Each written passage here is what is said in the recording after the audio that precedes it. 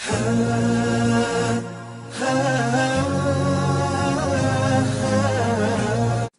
الله الرحمن الرحيم. أخي الكريم، أختي الكريمة، أنت تتصل بالجوال وتقول السلام عليكم. أين تذهب هذه الكلمة وجوالك بلا أسلاك؟ إنها ذبذبات تتطاير في الهواء.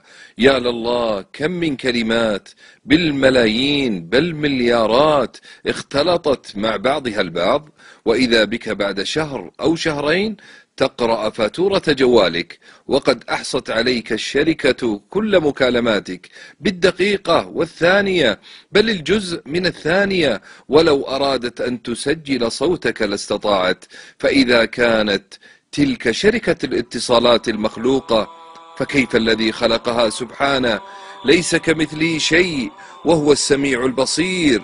تسجد ويسجد معك الملايين، فتدعو فيسمعك سبحانه ووعدك بالإجابة. قالت عائشة رضي الله عنها: الحمد لله الذي وسع سمعه الأصوات.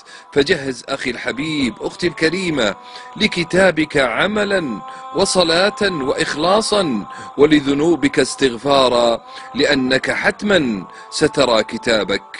أسأل الله أن تأخذه بيمينك، وأسأل الله أن يرفع قدر من نشر هذا المقطع. وصلى الله على من إذا صليت عليه صلى الله عليك بها 10.